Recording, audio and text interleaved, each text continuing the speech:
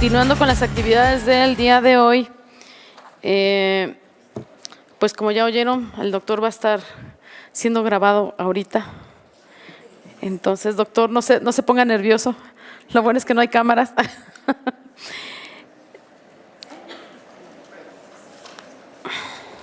Bueno, el doctor Horacio Olivo es originario de la Ciudad de México. Él tiene la doble nacionalidad estadoamericana, de los Estados Unidos americanos, y también es mexicano. Él cursó en la Universidad de La Salle, Ciudad de México. Tiene el título profesional en Ingeniería Química y obtuvo su grado de doctor en el Instituto Politécnico de Virginia, en Virginia Tech. El trabajo de investigación durante su posgrado está basado en la síntesis de un alcaloide antitumoral de aramilidesae a partir de un dihidroxiciclohexadieno quiral producido por microorganismos a partir de clorobenceno. Realizó estudios de postdoctorado en la Universidad de Exeter, Inglaterra. Realizó estudios de postdoctorado también en la Universidad de Virginia, en Charlottesville, Virginia. Ha sido profesor asistente en la Universidad de Iowa, en la División de Química Medicinal y Productos Naturales, en 1995. Fue profesor asociado en la Universidad de Iowa, en la División de Química Medicinal y Productos Naturales en el 2002 y pertenece al Sistema Nacional de Investigadores y tiene el nivel 3.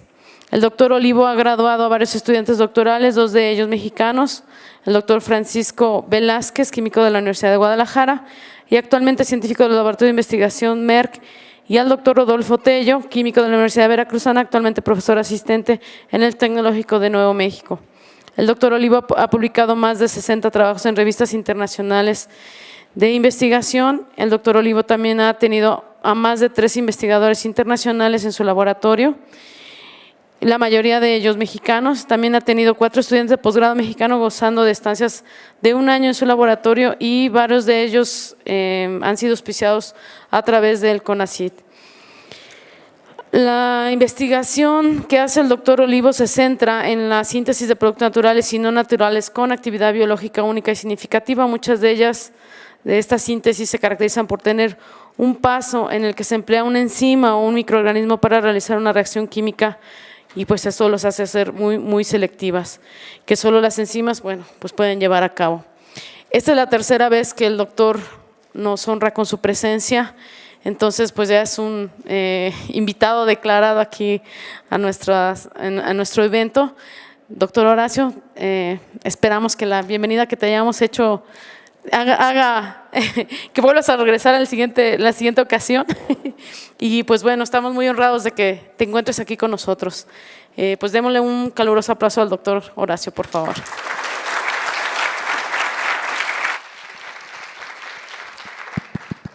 ¿Sí me pueden escuchar? ¿Sí? A ver, levanten mano los que tomaron clase de química orgánica. Entonces sí me escuchan. Oh, muy bien. Qué bueno. Bueno, estaba yo decidiendo de qué hablarles y les voy a explicar un poquito acerca de este proyecto del cual les voy a hablar esta mañana. Este proyecto creo que encaja muy bien con las pláticas que hemos estado oyendo esta mañana, muy parecido al que nos presentó la doctora Rivas y también mucho que tiene que ver con la primera plática que oímos esta mañana. Sin embargo, hay unas diferencias. En este caso también les voy a hablar de una molécula, les vamos a hablar de una plantita, de una molécula, la cual presentó actividad y la diferencia es de que los resultados, no tengo resultados en este proyecto, más bien les quiero platicar de qué trata el proyecto. Ya más tarde, si los que aguanten, los que quieran regresar, les puedo hablar un poco más acerca de proyectos con resultados y explicarles del por qué hago lo que hago. Entonces, en mi grupo hacemos varias cosas y una de las cosas principales, no siempre, es utilizar microorganismos en la síntesis orgánica. Después de la comida, si quieren regresar, les puedo explicar el por qué hago estas cosas. Y también hacemos un poco de metodología sintética y un poco de química medicinal. La doctora Rivas hizo una estancia en mi laboratorio.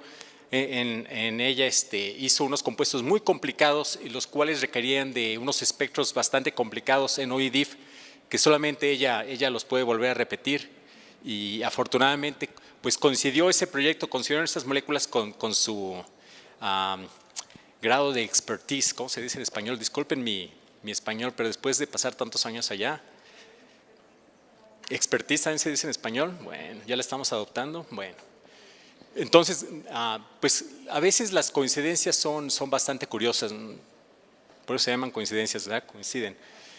Y en mi grupo tenemos 3 proyectos y el día de hoy les voy a hablar del proyecto de la leishmania, pero también trabajamos un proyecto de la tuberculosis del cual les hablé hace 2 años y también un proyecto contra el cáncer. Más adelante en la tarde les decía, les voy a explicar el por qué hago la investigación que hago, pero se las voy a resumir en una transparencia. En esta transparencia vemos unas estructuras ahí que espero que muchos de ustedes puedan identificar qué tipo de moléculas son estas.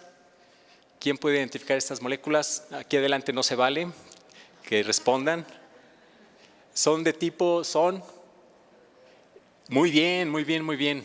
Son esteroides y estas 4 moléculas son esteroides naturales. La primera es cortisona.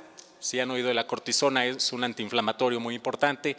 La segunda es progesterona, la tercera es testosterona y la última es estradiol, una hormona femenina. Y la razón por la cual les enseño estas moléculas es porque aquí en México el campo de los esteroides tomó un gran auge en los años 50, 1950, 1960. En esos tiempos, en los años 35, se descubrieron estas moléculas, se dieron cuenta que eran moléculas muy importantes, con una gran potencia, muy potentes. Una pequeña cantidad de estas moléculas pueden hacer cambios muy grandes en las personas. Por ejemplo, las hormonas femeninas pues van a hacer que se conviertan en mujeres y las hormonas masculinas van a hacer que se conviertan en hombres. Y son cantidades muy pequeñas. Y también se dieron cuenta que pues, había moléculas muy importantes, estaban buscando anticonceptivos orales y estos se descubrieron en México y se hizo una compañía aquí muy fuerte que fue Syntex. Desafortunadamente creo que en el año 1995 desapareció Syntex de México. Y entonces es bien importante que como mexicanos sepamos de estas moléculas porque Syntex proveía de esteroides a todo el mundo. Y cuando yo era estudiante de maestría, tomamos un curso de esteroides. Muchos de nuestros profesores tuvieron algo que ver con Syntex, tenían colaboraciones con Syntex, entonces sabían bastante de esteroides. Tomé un curso de esteroides y ahí aprendí un poco acerca de estas moléculas, las cuales pues son fascinantes. Y en ese curso que tomamos pues aprendimos que pues las moléculas, como pueden ver allí, son pequeñas pero son complicadas. Entonces para sintetizarlas pues es bastante complicada la síntesis. Y entonces en esos tiempos, cuando estas moléculas se hicieron por químicos de una compañía farmacéutica que se llama Merck, pero estos compuestos eran carísimos, nadie podía comprarlos porque era bastante costoso hacerlos. Entonces los científicos en ese tiempo pues dijeron, a lo mejor podemos encontrar este tipo de moléculas en plantas.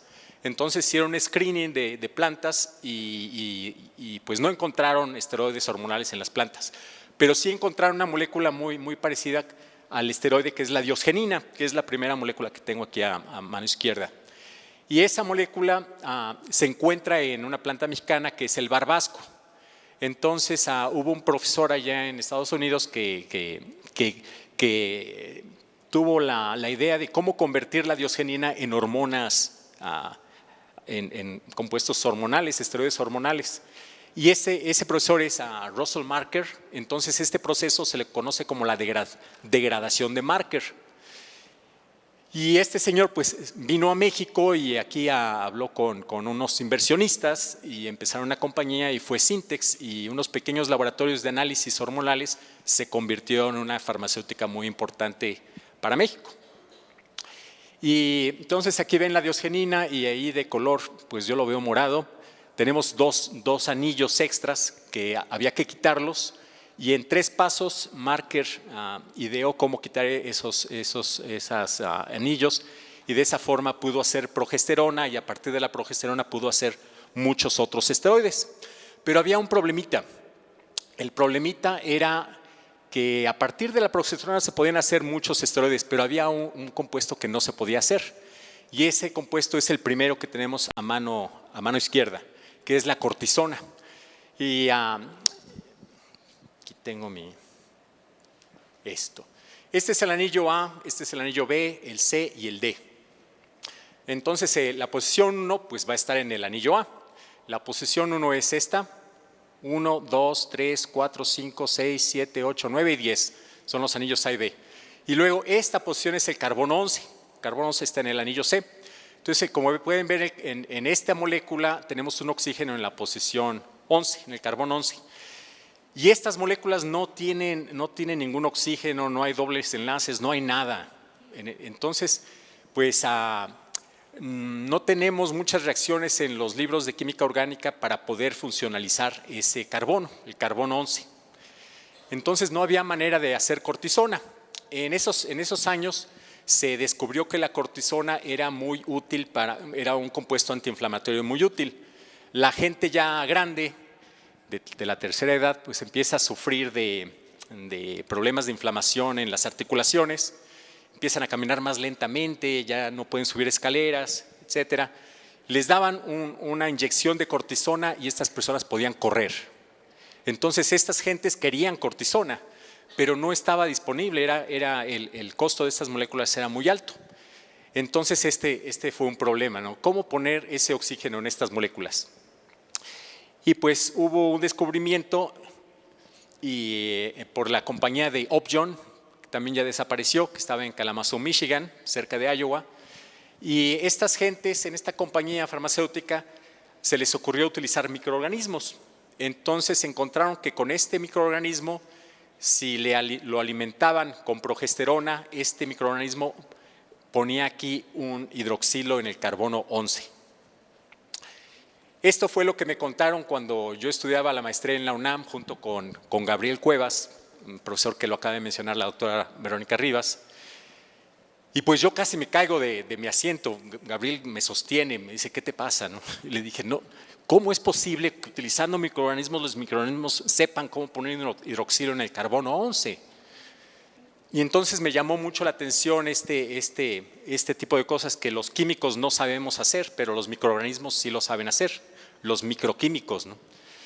Y de aquí fue la idea de estudiar un poquito más acerca de cómo utilizar microorganismos en síntesis orgánica. Y pues esto es muy interesante. Había una pregunta en la mañana que le hacían al doctor Luis. Decían, ¿hacia dónde va la biotecnología, ¿no? Y cada quien tiene su respuesta, pero hay unas conferencias muy importantes que son las Gordon Conference, donde va la gente más importante del área, y hay una que se llama, hay una Gordon Conference que se llama Química Verde, y en esta Química Verde van mucha gente de biotecnología y ellos nos muestran que pueden ya modificar las enzimas y casi pueden hacer cualquier molécula que uno quiera. Pero la realidad es de que actualmente pues toma mucho tiempo diseñar esas enzimas. Pero yo pienso que para allá vamos. No sé si yo lo vaya a ver en mi vida, pero pienso que algún día, tal vez ustedes, tal vez los hijos de ustedes, ya no vayan a utilizar productos químicos para hacer estas reacciones, sino que van a utilizar células. Simplemente alimentan la célula o la diseñan, alimentan la célula con el compuesto que quieren y hacen la transformación que desean. La realidad es que pues las plantas, por ejemplo, ya la doctora Rivas nos mostraba un poco del metabolismo que hacen las plantas, y pues todas esas reacciones que las plantas hacen, no las hacen con los compuestos químicos que nosotros usamos, las hacen mediante enzimas. En este caso, pues no es magia negra, sino que este microorganismo contiene enzimas que se llaman citocromas P450 y que pueden hacer este tipo de reacciones. Nuestro hígado contiene muchas de esas enzimas. Estos microorganismos lo hacen porque es un medio de destoxificación del microorganismo.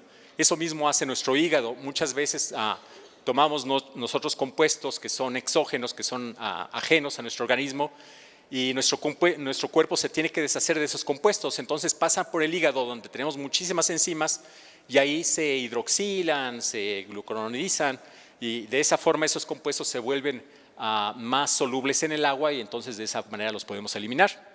Entonces el microorganismo lo que está haciendo es pues tratar de detoxificarse de este compuesto y le pone hidroxilos, y entonces este compuesto pues va a ser más soluble en agua que este.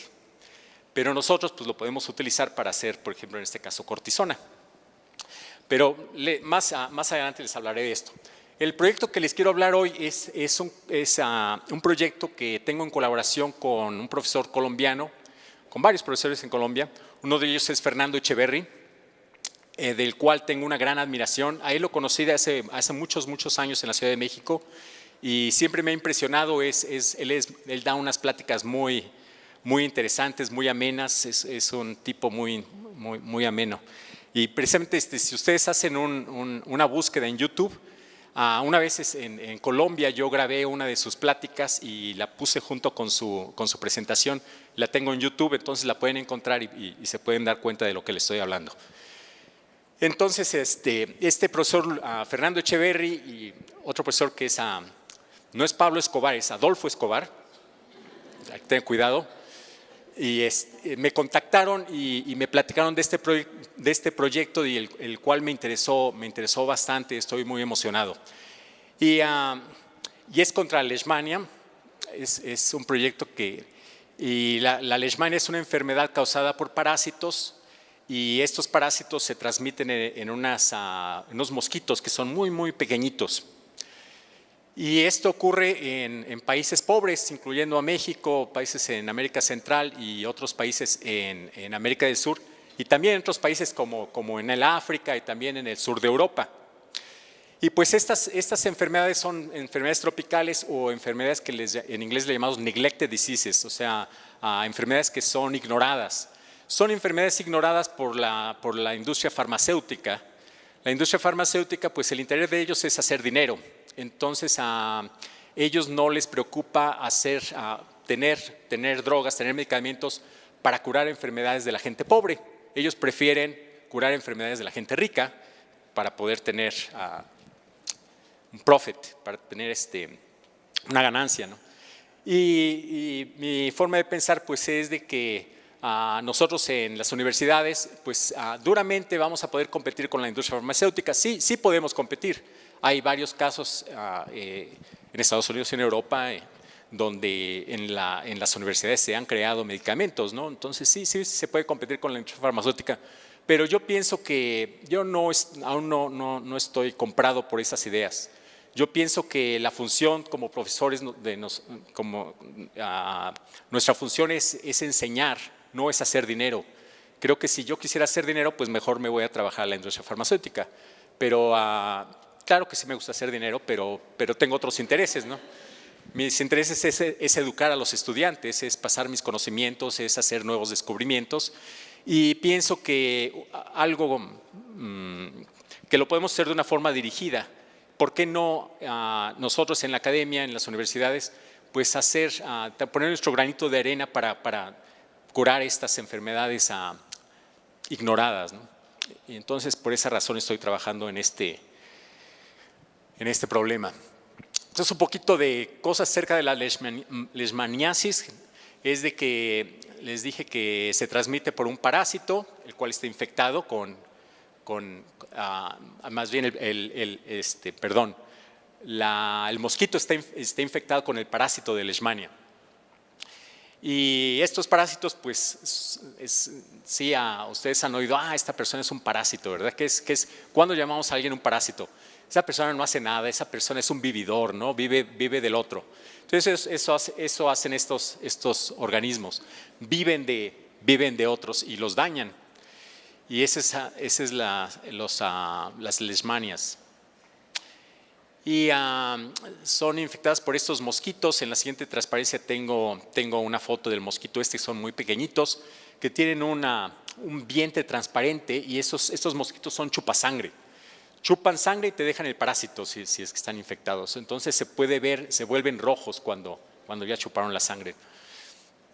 Y hay diferentes leishmanias. Hay una leishmania que es la mexicana, y dependiendo de la leishmania es el tipo de leishmania clínica que se va a presentar. Hay 3 tipos, una es la cutánea, y les voy a mostrar fotos de esto. Hay otra que es la visceral y otra se llama mucosa. Y de todas ellas la más peligrosa pues es la visceral, esa es la que causa la muerte.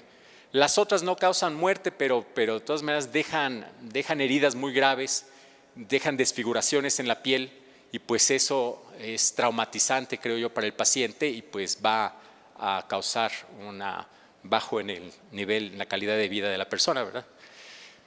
Y entonces, dependiendo de la leishmania, es el tipo de forma clínica que se presenta. Estas son cutáneas.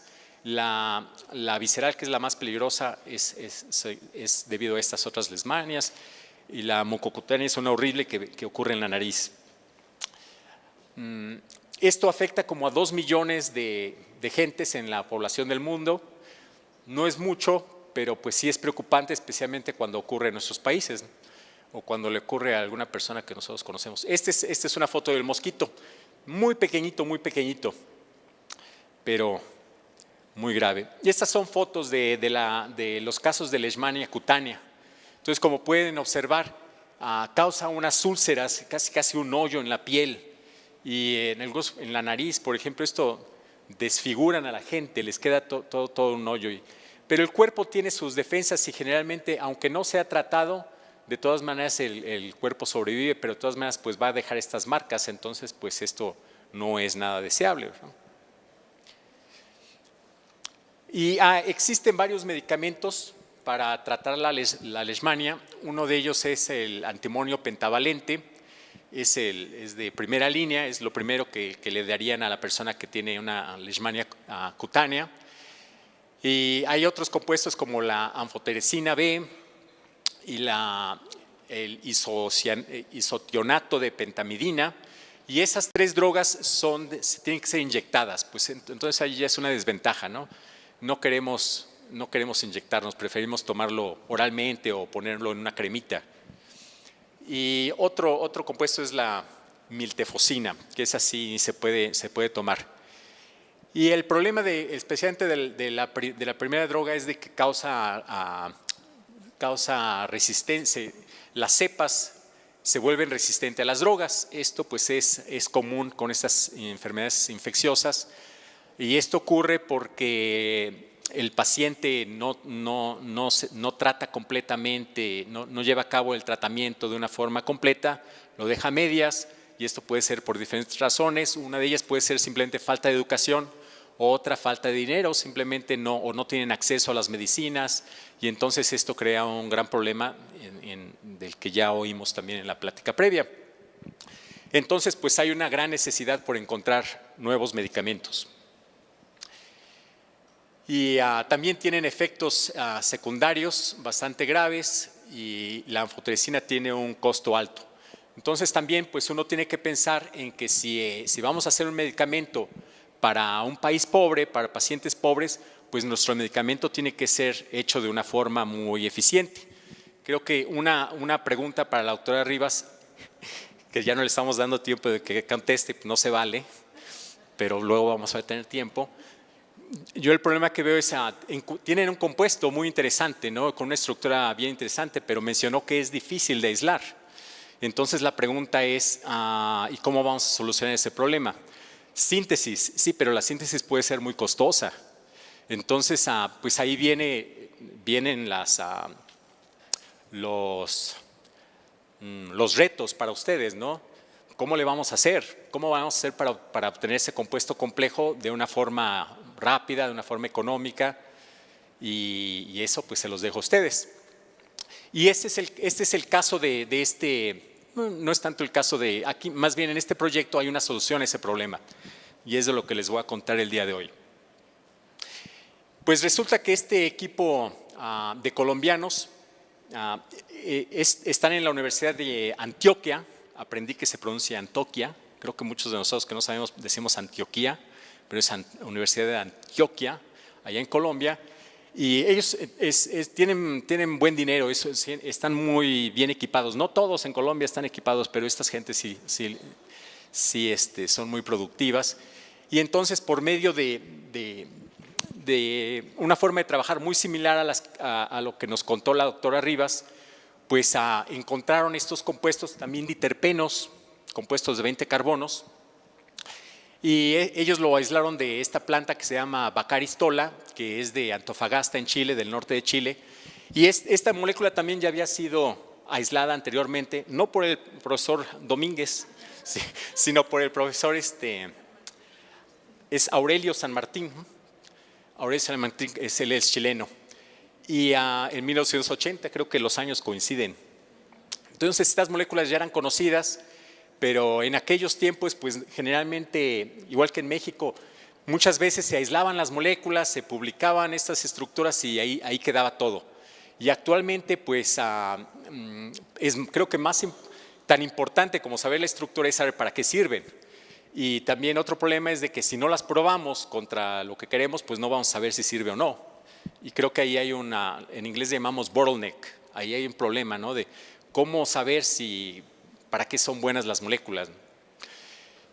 Entonces hicieron una cromatografía biodirigida para encontrar moléculas que pudieran matar la leishmania y encontraron estos dos isómeros, las moléculas muy parecidas.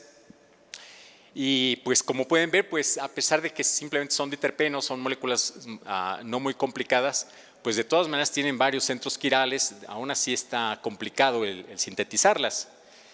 Con la pequeña cantidad que ellos obtuvieron, también prepararon derivados, así como nos mostró la doctora Rivas, y reacciones muy sencillas, pues para ver tratar de ver si podemos mejorar la actividad de estos compuestos conservando la citotoxicidad, como también ya nos lo mencionaron.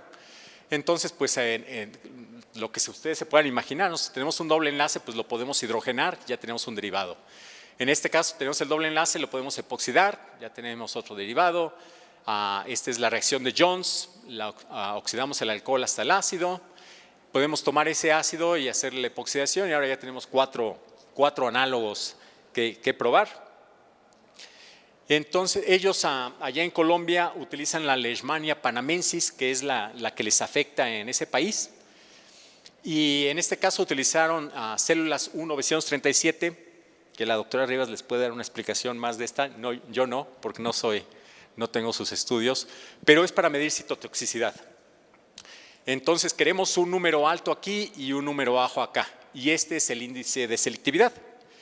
Y entonces los compuestos activos fueron T1 y T2, y como pueden ver tienen un solo dígito, son microgramos por mililitro, entonces bastante activos.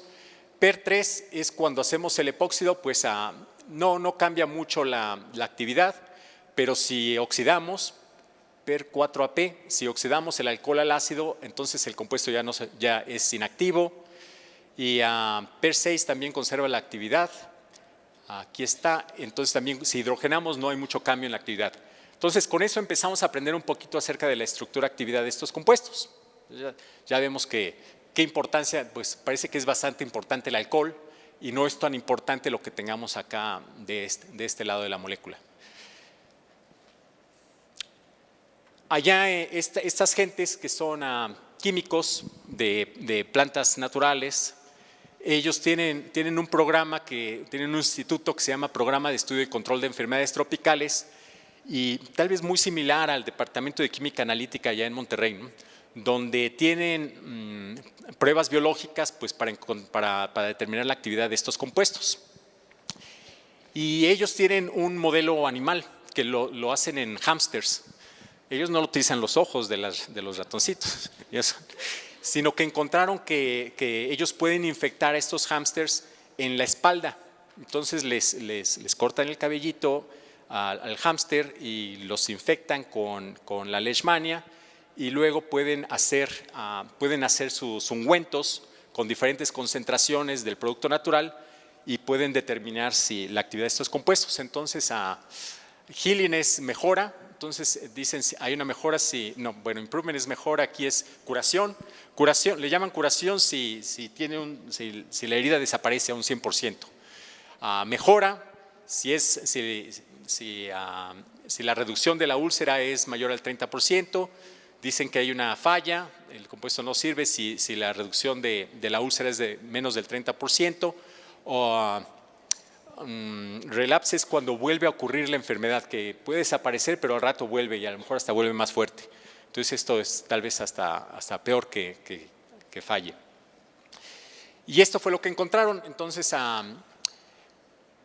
estos son estudios preliminares, estos lo hacen nada más con, aquí tenemos el número de animalitos que utilizaron, pero encontraron que pues falta mucho por hacer, pero pues aquí el bottleneck por el momento, el cuello de botella, es la cantidad de compuestos. Si no se tiene el compuesto, pues cómo vamos a estudiar estos compuestos, ¿verdad? Entonces, pues encontraron que sí, el compuesto es efectivo y puede curar estas úlceras de Leishmania. Y lo que se les, antes de presentarles cómo resolver el problema de este cuello de botella, de cómo suplir estos compuestos, pues les quiero explicar un poquito acerca de estas estructuras. Entonces, esta estructura, este diterpeno es un N-bellereno y tiene este esqueleto. Y entonces, como pueden ver, pues este compuesto, el activo, tiene un alcohol en uno de estos carbonos y tiene un doble enlace. Y pues son los únicos grupos funcionales que encontramos en la molécula. Y por otro lado, existe otro diterpeno que es el caureno. Entonces, como pueden ver, el caureno es muy parecido al bellereno, al N-bellereno, tiene los dos metilos en el mismo carbono, pero la posición al anillo C y el D es un poquito diferente al N-bellereno. Y resulta que este esqueleto se encuentra en esta molécula que se llama esteviol, y ese esteviol es se me olvidó la palabra, en inglés y en español se me olvidó, pero cuando le quitamos los azúcares a un compuesto, se llama aglicógeno. Les voy a enseñar, aglicona. Esta es la glicona de unos compuestos que les voy a mostrar a continuación.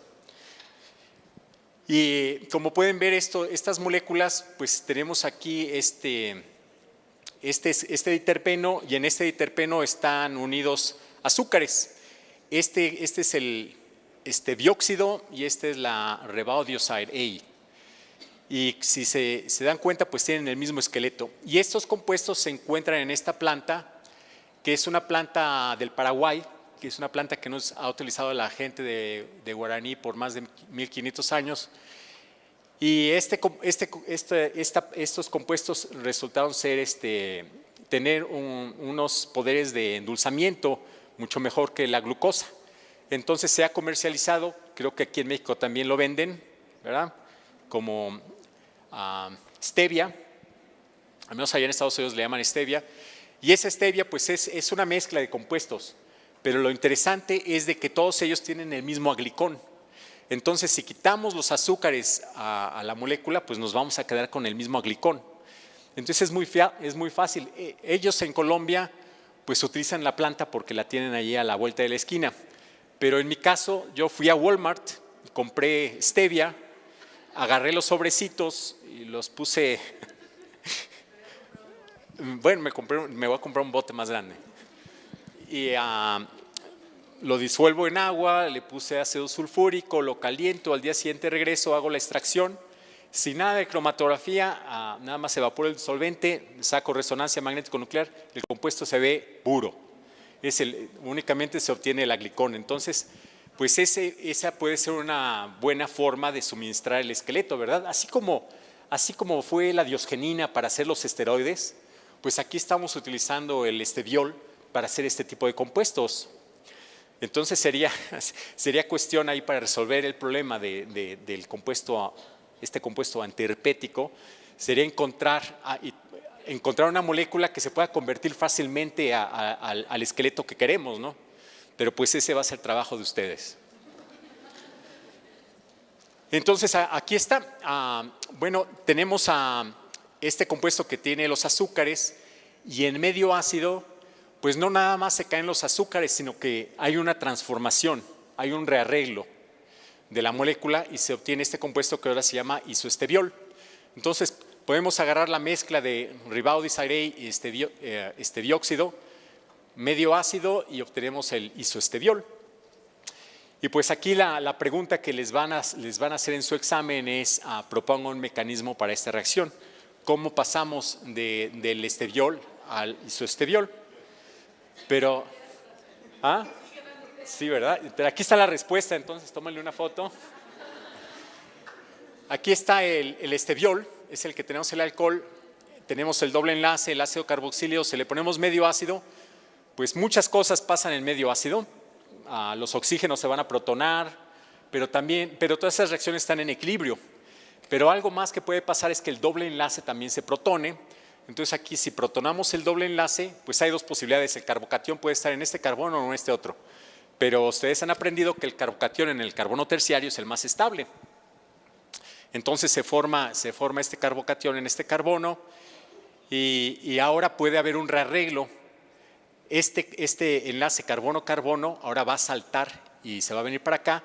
Y esta carga positiva está bien porque está estabilizada por el alcohol. Entonces el alcohol puede meter su par de electrones y formar un grupo carbonilo protonado. En este caso perdemos el protón y de esta forma obtenemos el isoesteviol.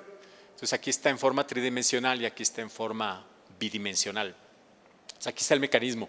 Entonces bien interesante y resulta que este es el esqueleto que se encuentra en los productos naturales que estamos interesados. Cambiamos del esqueleto del caureno al bellereno pues entonces de esa forma ya tenemos este esqueleto. Ahora lo único que queda es transformar este compuesto en el producto natural. Y esto se puede hacer de una forma muy fácil, con unas reacciones muy sencillas. Podemos preparar la hidrazona y luego en medio básico es la reacción de Shapiro. Convertimos a la hidrazona en un doble enlace y luego con hidrógeno de aluminio, con un reductor, pues reducimos el ácido o el éster en el alcohol. Entonces en 2, 3 pasos, de una forma muy sencilla, convertimos el compuesto en lo que queremos. Entonces de esta forma podemos ya preparar grandes cantidades del compuesto deseado. Y pues estos también, la plantita no está haciendo, dudo mucho que la plantita esté haciendo estos compuestos para curar la leishmania, ¿verdad? La plantita seguramente está haciendo estos compuestos como mecanismo de defensa contra insectos, seguramente. Entonces lo que nos queda a nosotros por hacer es, podemos modificar esta molécula con reacciones muy sencillas y mejorar la actividad de este compuesto y también mantener la baja citotoxicidad o disminuirla. Entonces eso nos queda por hacer. Estos ejemplos ya están en los capítulos de libros de química medicinal. Un ejemplo del cual doy clases pues es la morfina y del cual les hablé hace 2 años para los que estaban. Entonces, claro que en el caso de la morfina, todo ese proceso duró bastante tiempo, tal vez unos 100 años en desarrollarse los compuestos que tenemos actualmente a partir de la morfina. Pero actualmente, debido a la tecnología de la cual oímos esta mañana, pues este proceso lo podemos acelerar grandemente, ¿no? Por ejemplo, en el caso de la morfina, la determinación de la morfina tardó como 20 años. Actualmente, ¿cuánto se tarda la doctora Rivas en determinar la estructura de estos compuestos? Nada, ¿no? Unos cuantos minutos con sus espectros. Y de eso me ponía a pensar también el doctor Ruiz de hoy en la mañana, ¿no? La tecnología. En mi caso, yo me siento muy afortunado de vivir en los años en que vivimos donde hay resonancia magnético-nuclear, donde vamos con nuestros 10 miligramos de compuesto, lo metemos en la resonancia, obtenemos espectros y tenemos gran cantidad de experimentos que podemos realizar, que es casi seguro que podemos dar con la estructura en cuestión de minutos, Y antiguamente no era así, antiguamente no había resonancia magnético-nuclear, antiguamente tenían que tardarse años en determinar la estructura, tenían que tener bastante compuesto. Eran otras épocas, a mí no me hubiera gustado haber hecho ese tipo de química, yo me hubiera fastidiado, ¿no? Yo quiero encontrar la estructura rápidamente, entonces yo estoy feliz de vivir en los años en que estamos, donde tenemos este equipo. Y pues de eso ya nos hablaba el doctor esta mañana, ¿verdad? De hacer uso de la tecnología pues para hacer las cosas más rápido. Entonces, pues a mí lo que me gusta hacer es utilizar biotransformaciones para hacer reacciones que los químicos no saben hacer. Esto es, realmente las plantas, las enzimas que tenemos pueden hacer casi cualquier reacción, casi cualquiera. Pero a mí me interesan más, yo como químico, me interesan más las reacciones que yo no puedo hacer. Yo quiero utilizar los microorganismos para que me ayuden. Yo no quiero hacer todas mis reacciones con microorganismos porque son tardadas. Si fueran más rápidas, entonces sí las utilizaría, pero son muy tardadas. Entonces voy a utilizar microorganismos que pueden hacer reacciones que yo no puedo hacer. ¿Cuáles son esas? Pues la hidroxilación de carbonos no activados, carbonos no funcionalizados. Utilizo mis microorganismos y ¡pum! De sopetón, ponemos un hidroxilo en un carbono, ¿no? El problema de esas reacciones, como les voy a platicar más adelante, es que es difícil predecir dónde van a ocurrir estas cosas o qué es lo que va a pasar. Sí hay precedentes, hay mucho presente, hay mucha literatura y entonces podemos hacer búsquedas bibliográficas y podemos ver qué precedente va a haber y de esa forma podemos predecir, pero no vamos a estar completamente seguros de que realmente eso va a pasar. Entonces, pues, si yo tengo esta molécula, tengo muchos microorganismos en mi laboratorio, entonces puedo estudiar y ver qué hace cada microorganismo con este compuesto. En muchos casos, a lo mejor no hace nada, no encuentro nada, el microorganismo no le hace nada al compuesto. En otros casos, en un caso extremo, sería que el microorganismo le hace muchas cosas. Los microorganismos contienen muchas células, muchas enzimas, entonces puede poner hidroxilos por todas partes. Y si le pone hidroxilos por todas partes, ahora resulta que me va a costar tanto trabajo separar esos compuestos como le cuesta el trabajo a las personas que hacen productos naturales.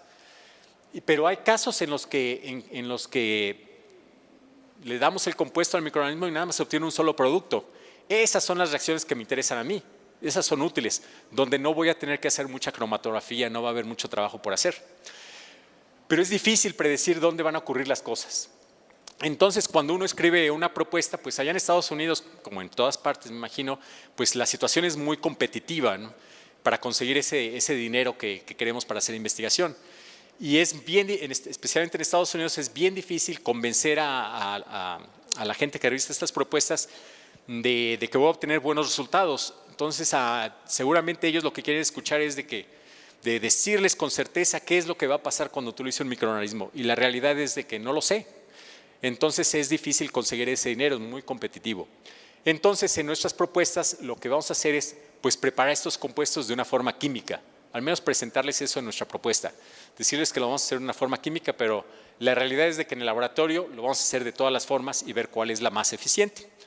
Entonces hay una reacción que es la reacción del éster de nitrito de Barton. Barton fue una persona, un inglés, que ganó el premio Nobel, no sé hace cuántos años, y precisamente, bueno, lo ganó por muchas razones, pero una de sus reacciones fue a preparar cortisona de una forma química.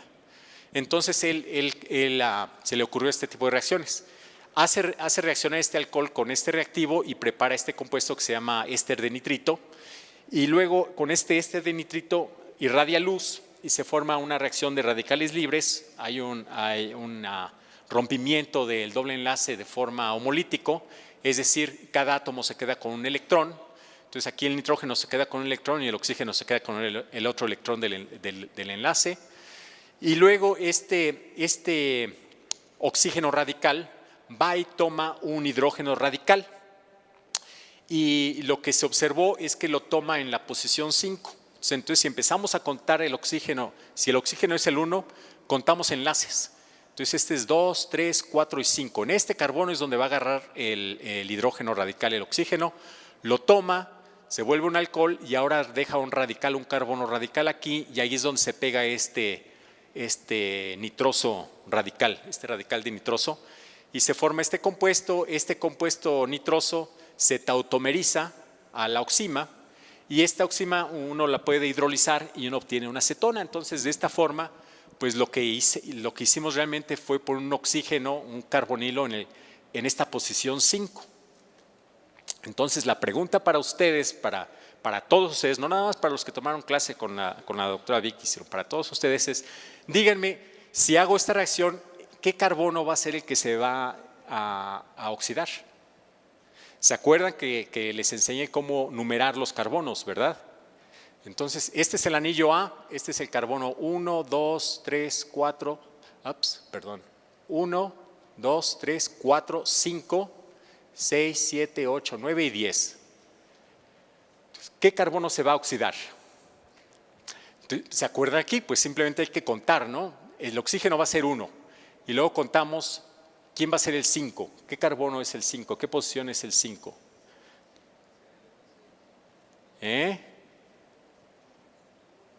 Sí, por ahí oí la respuesta. Díganlo con voz alta. 6, muy bien. ¿Qué otro?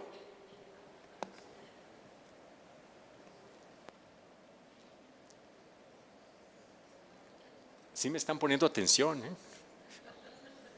¿Qué otro? Te fuiste de este lado, ¿no? Contaste aquí 1, 2, 3, 4. Ups. 1, 2, 3, 4, 5 y 6. ¿Sí? 1, 2, 3, 4, 5 y 6. Entonces no fue el 6. Uno más, ¿no? 1, 2, 3, 4 y 5. 1, 2, 3, 4 y 5. Perdón, 5. No sé de dónde saqué el 6. 5. Y es el carbono 6. Muy bien, muy bien. My mistake, my bad, como dicen allá. ¿Qué otro? ¿Y si nos vamos del otro lado?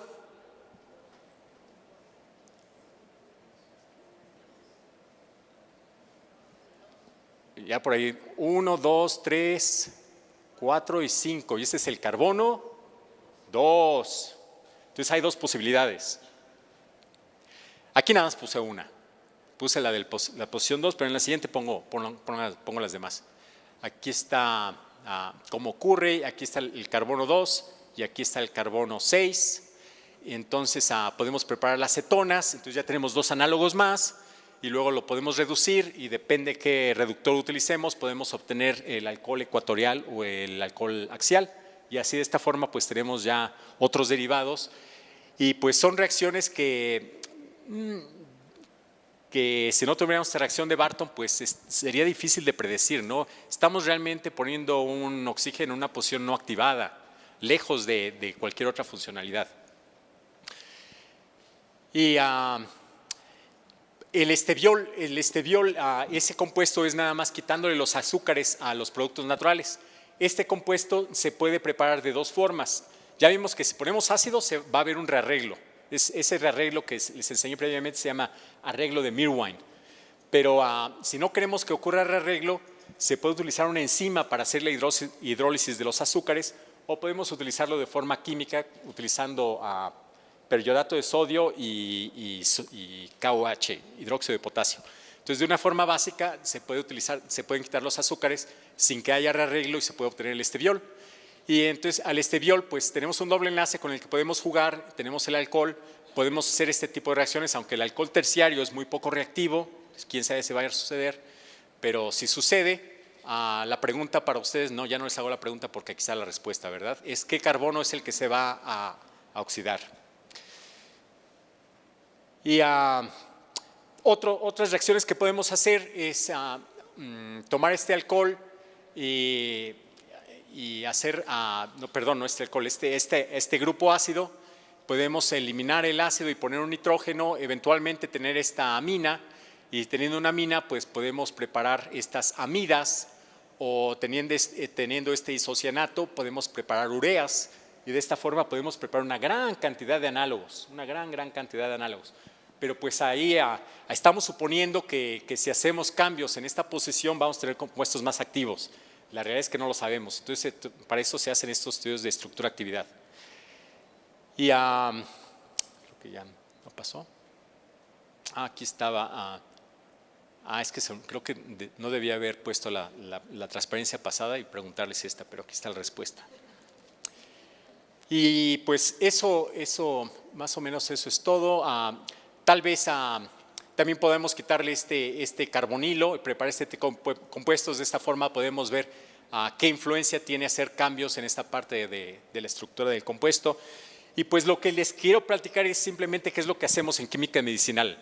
Preparar compuestos y ver y hacer hipótesis y decir, pues aquí tenemos varios anillos, el anillo A, el B, el C. ¿Qué pasa si modificamos esos anillos? ¿Qué pasa si ponemos alcohol y si ponemos cetonas? ¿Qué cambios podemos hacer? Hay varios conceptos en química medicinal que manejamos, la regla de Lipinski, la regla 5 de Lipinski, entonces jugamos con ella, es simplemente el crear enlaces de hidrógeno con las enzimas, aunque no sepamos actualmente dónde está actuando este compuesto, pues sabemos que está actuando en algún lugar, entonces modificamos el compuesto, es un poco jugar como tener los ojos cerrados y estar viendo a ver qué modificaciones hacemos para encontrar compuestos más activos. Pero cuando no se cuenta con la diana, cuando no se cuenta de saber dónde actúa el compuesto, pues es lo único que nos queda por hacer. Y así se han descubierto muchísimos compuestos. Entonces no es pero es algo que no les gusta escuchar a las gentes del NIH en Estados Unidos. Ellos prefieren que ya tengamos una diana. ¿Qué enzima vamos a inhibir? Y si no sabemos la enzima, no les gusta saber de nuestras propuestas.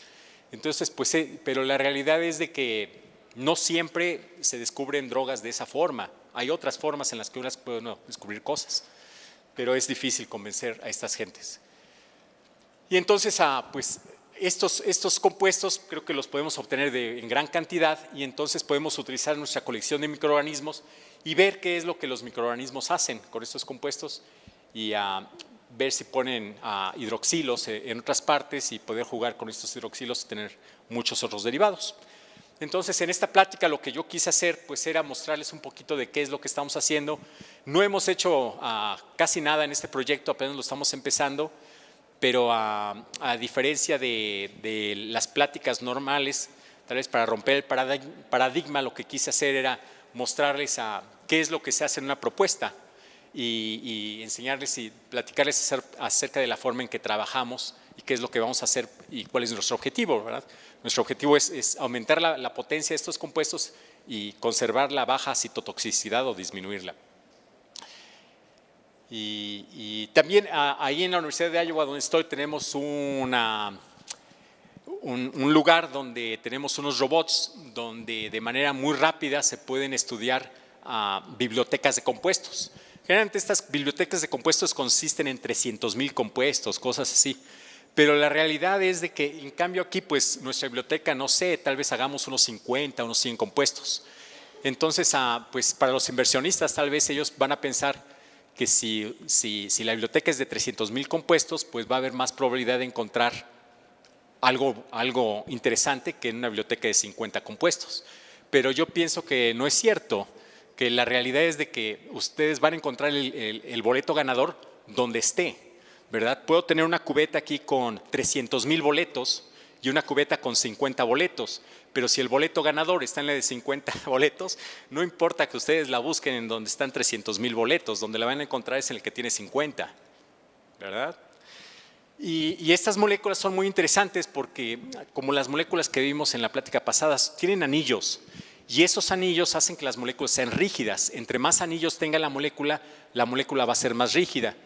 Y esto hace que las moléculas sean más específicas. Y cuando una molécula es más específica, muchas veces eso lo que se traslada es de que va a tener menos efectos secundarios.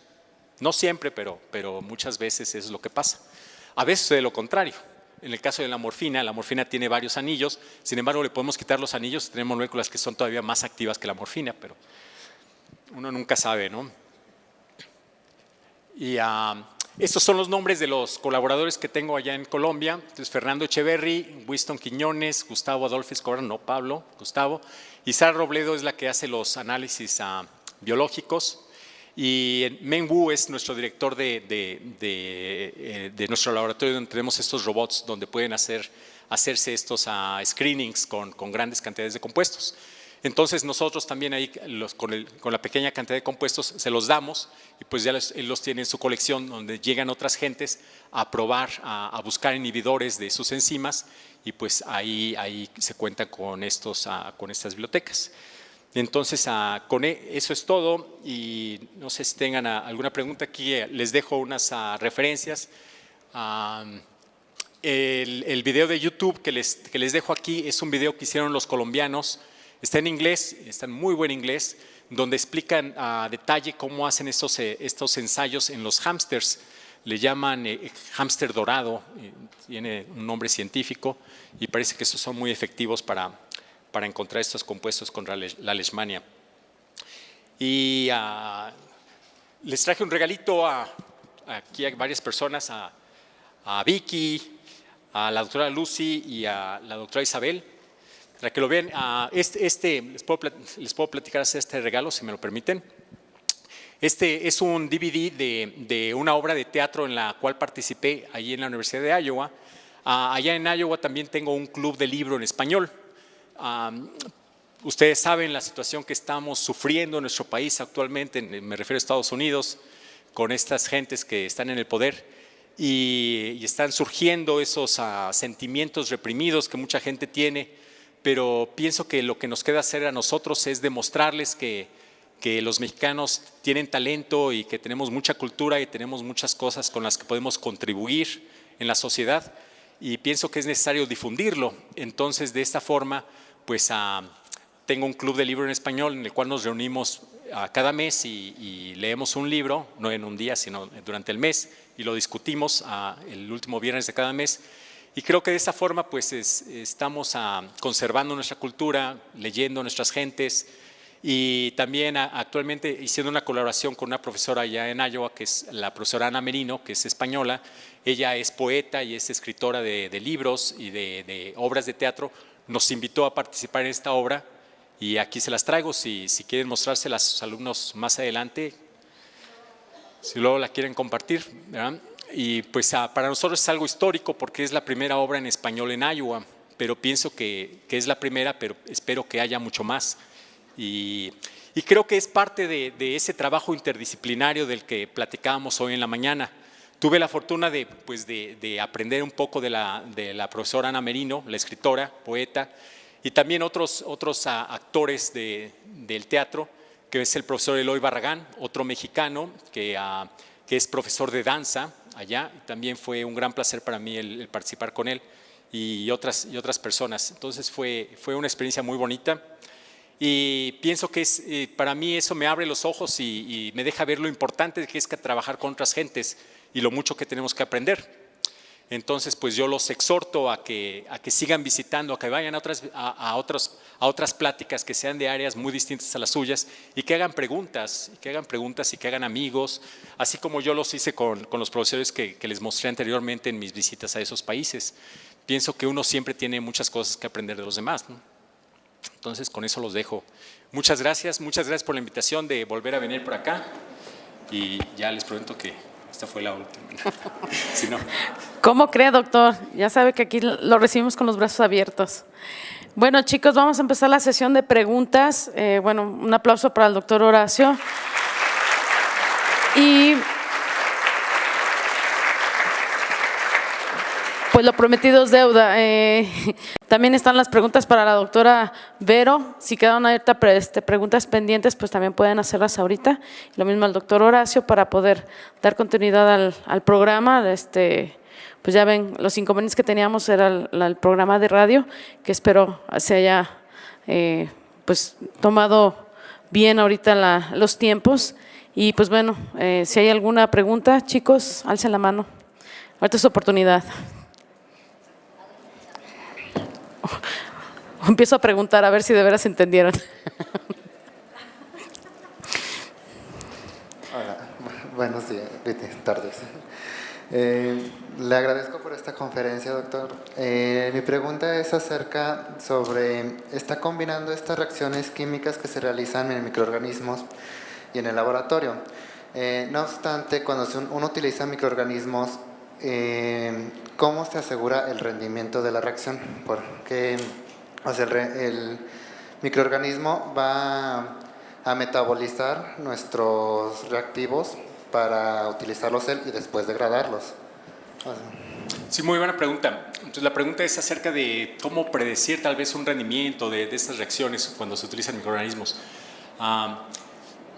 Es bastante difícil, es un poco de suerte. Entonces, más adelante, después de la comida, les voy a presentar casos donde los rendimientos son muy buenos y en algunos casos los rendimientos son muy malos y la gran mayoría de las veces es difícil optimizar estos rendimientos. Entonces, así como optimizamos una reacción química, tiempo de reacción, disolvente, temperatura, cantidades, con los microorganismos es algo parecido, ¿no? Es el tiempo de reacción, un poquito la temperatura, a veces utilizar otros microorganismos, pero es un poquito de suerte actualmente. Otras gentes se encargan de esas cosas, pero toma bastante tiempo, ¿no? Toma bastante tiempo. Y en este caso de las reacciones químicas, de tratando de simular lo que hacen los microorganismos, también las reacciones no son muy buenas en cuanto a rendimiento, son bastante malas. Pero considerando que estamos haciendo reacciones muy importantes, que estamos poniendo un hidroxilo donde no había nada, aún un 30% de rendimiento lo consideramos bastante bueno. Claro, para un químico sintético un 30% de rendimiento es horrible. Queremos 99% de rendimiento, ¿no? Pero depende del tipo de reacción. Para nosotros una reacción de este tipo donde estamos poniendo un hidroxilo en un carbono no activado, si es 30%, te fue bien. Si es 99%, te fue súper bien, ¿verdad? Pero es difícil predecirlo. Gracias. ¿Otra pregunta, chicos? Pregunten, vean, acá están viendo la conjunción de no solo la parte de la química orgánica, sino están viendo la unión de la parte biológica. Esa parte que yo siempre les he tratado de que se den cuenta la importancia, especialmente porque son bioquímicos. Tuve un estudiante que se llama, ya no es mi estudiante, por eso dije ya se llamaba, Antonio Osorio. Este chico nació en Perú, peruano, pero él, creo que madre peruana y padre mexicano, y él vino a estudiar conmigo, pero él estaba más interesado en las reacciones de microorganismos, él no estaba interesado en la síntesis. Y la historia es muy larga, pero él no quería trabajar conmigo originalmente porque yo hacía síntesis y él quería trabajar con microorganismos, pero lo convencí y le dije, no, te voy a dar un proyecto de puros microorganismos. Y le fue muy bien, al rato les voy a platicar de su trabajo. Pero después de un tiempo llega a mi oficina y me dice, doctor, ahora quiero hacer síntesis. Le dije, no, ¿cómo? Tú me dijiste que querías hacer microorganismos, ¿no? Y total, me convenció a mí, le di un proyectito ahí de síntesis, lo hizo también muy bien, y resulta que cuando se gradúa, llega a mi oficina y me dice, doctor Olivo, tengo dos noticias, una buena y una mala. Le dije, bueno, pues empecemos con la buena. Me dice, tengo una oferta de trabajo. Muy bien, ¿no? Felicidades. Le digo, ¿cuál es la mala? Dice, es que es en Suiza. Le digo, no, esas son buenas, las dos noticias son buenas, ¿no? Y trabaja para Lonza. Entonces también pienso que la razón por la cual lo contrataron a él es por su expertise en las dos áreas. Hay muy poca gente que tiene ese doble expertise, ¿no? En Europa hay mucha gente que hace, bueno, también en México hay gente que está trabajando con microorganismos, pero en Europa hay más, pero muy poca gente hace síntesis y hace microorganismos. Entonces pienso que el ser diferente, pues eso a uno lo hace único. Y entonces es una forma de ser más atractivo a conseguir trabajo, ¿no? Lo que le decía la doctora Vicky. ¿Alguien más? Isra. Doctor, mi pregunta es acerca de que dijo que por lo regular utilizaba microorganismos para hacer reacciones que un químico sintético no puede realizar, pero no ha considerado o ha hecho reacciones con microorganismos por mayor rapidez, mayor especificidad, por ejemplo. Entonces, por ejemplo, te digo, con un microorganismo yo puedo hacer casi cualquier reacción. Por decir algo, reducir una acetona a un alcohol. Hay microorganismos que me van a ayudar, que tienen enzimas que son reductoras. Pero algo que no les platiqué hoy es de que una reacción de este tipo utilizando microorganismos, hay que crecer el microorganismo. Eso toma días. Hay que preparar cultivos, hay que saber trabajar el microorganismo, hay que trabajar en campanas especiales de forma aséptica para no contaminar el microorganismo, hay que tener un autoclave, hay que limpiar el material, hay que tener muchas cosas que el químico orgánico no sabe. Y luego la reacción a veces tarda días, generalmente son 3, 4, 5 días. Y para un químico sintético, no, el químico sintético lo quieres en una hora, en media hora ya quieres saber qué pasó, no se va a esperar 5 o 10 días, ¿no?, en saber el resultado. Entonces, por eso, si voy a hacer una reducción de una acetona, prefiero utilizar un reactivo a utilizar un microorganismo. Sí, contestando tu pregunta, bueno, pero el microorganismo a lo mejor lo hace de una forma estereoselectiva, regioquímica. Sí, puede ser, pero también hay reactivos químicos muy buenos de las cuales lo puedo hacer con una alta estereoquímica, estereoselectividad. Entonces, en mi caso, si lo puedo hacer más rápido, más eficiente, de una forma barata con un reactivo químico, utilizo el reactivo químico. Si es algo que no puedo hacer utilizando un reactivo químico, entonces es cuando utilizo los microorganismos. ¿Pides ayuda? Pido ayuda a los microorganismos. Y luego nos metemos en otras cosas, ¿no? Que hay gente que los químicos dicen, bueno, eso no es química. Bueno, a mí me parece que es química, ¿no? Pienso que ¿cuál es el objetivo? el estar utilizando reactivos químicos, no, pienso que el objetivo es el producto final, ¿verdad? Entonces, no me importa qué es lo que vaya a utilizar. Si hay que hablarle a la reacción o echarle magia, pues lo voy a hacer, ¿no? Si eso se requiere, lo voy a hacer. No, aunque no sea química, ¿no? Claro que eso no es cierto que funcione. Bueno, al final del día, la biología es una química orgánica avanzada, doctor. Claro. ¿Alguien más? ¿Alguna pregunta? Preguntas para La doctora Verónica Verónica. Vero, pregunta. Vero, ven para acá. Pregunta, ven. Preguntas y preguntas. Por ejemplo, cuando tenías, que estabas haciendo tu crecimiento de virus, por ejemplo, vemos a tus chicos que están, pues, no es como cuando entran a las prácticas de micro. Yo les vi como que todavía más seguridad a la hora de que están haciendo sus pruebas. De hecho, venías hablando por teléfono precisamente ahorita con tu alumno que estaba haciendo las pruebas. ¿Podrías platicarles un poquito de esta parte de la seguridad, bioseguridad? En el caso de los ensayos in vitro, pues se toman medidas de seguridad de tipo 2 o 3, porque estás trabajando con virus. Si viene muy probablemente el virus del herpes simplex 1 y a lo mejor el 2 no te va a matar dependiendo del grado de infección, pero te infecta y es peligroso.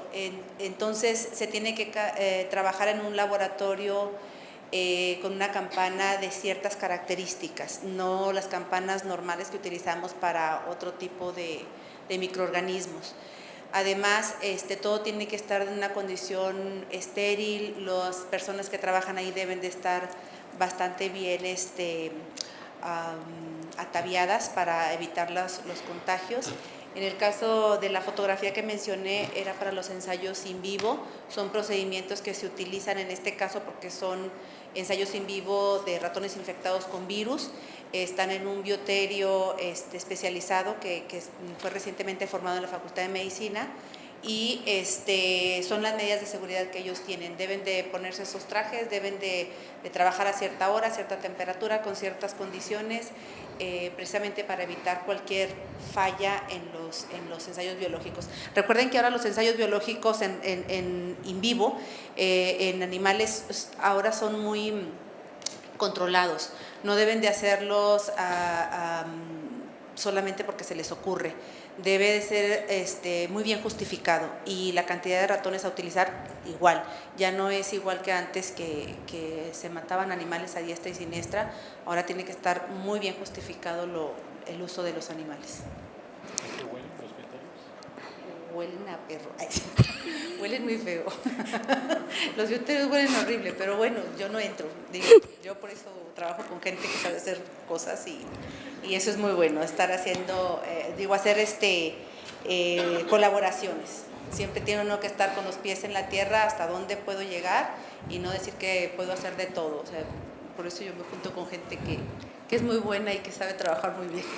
Sí, el trabajo de la interdisciplinaridad. Sí, definitivamente. Y bueno, esa va para los dos, porque a mí me llamó mucho también otra pregunta que va relacionada con no recuerdo cómo la llamaron, selectividad. Índice de selectividad. ¿Ese cómo lo trabajan o cómo lo calculan? Porque yo, por más que traté de ver así rápidamente, no le entendí. No, es nada más una división, es la de la concentración tóxica con la concentración activa que estés buscando. Es nada más una ecuación pequeña, es una división. Ah, ok. Sí, es de la Y entonces, entre más grande sea ese valor, estás… Exactamente, hay más diferencia entre esas concentraciones, ¿sí? Ah, ok. Es nada más dividir. Por ejemplo, en el caso de la de arriba, 35 entre, ¿qué es? 4.6, sí, ¿verdad? Te da un índice de 7.7.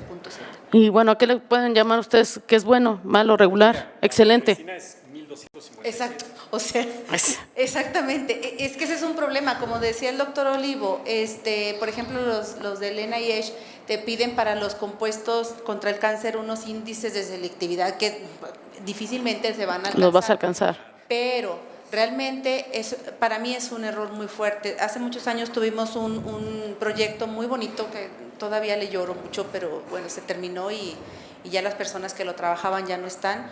Y era precisamente con anticancerígenos. Los índices de selectividad, te voy a decir, estaban más o menos en 3, Sin embargo, esos compuestos sí se llegaron hasta fase clínica 1. Y hubo 3 pacientes que estaban desahuciados, se les administró ese fármaco y realmente sí tuvieron una cura. Pero cabe mencionar que, por ejemplo, aquí estamos viendo este compuesto que es contra la leishmania y el índice de selectividad es de 1257, es excelente, ¿no? Pero en el cáncer no hay esos índices de selectividad, en el cáncer es 1, o sea, no hay selectividad. Entonces el 2.1 o el 3 es buenísimo, ¿no? No, pero aún así no lo querían, por las concentraciones. Te piden de ¿cuánto? De menos de microgramos. Sí, exacto, y no estaban. Entonces, a lo que voy es esto, no siempre cuando los ensayos in vitro o en animales in vivo no tenemos muy buenos resultados, excelentes vamos a decir, o los ideales, no quiere decir que no funcione en in vivo en el humano. Entonces, siempre hay que ver de qué manera podemos nosotros sustentar ya después el uso en otro tipo de organismos vivos, ¿verdad? Y cuando nos salen estos valores in vitro, que a veces nos desalentamos, bueno, hay que probarlo ahora en vivo. Recordemos que son diferentes organismos y todos van a reaccionar de una manera diferente. Entonces, eso a mí me ha quedado de aprendizaje durante todos estos años, 30 años ya que tengo trabajando en estas cosas, entonces sí es para mí una prueba con todos los proyectos que hemos manejado. ¿Alguna pregunta más, chicos? ¿De verdad? ¿No tienen preguntas? ¿Todo claro como el agua? Ya se quieren ir a comer.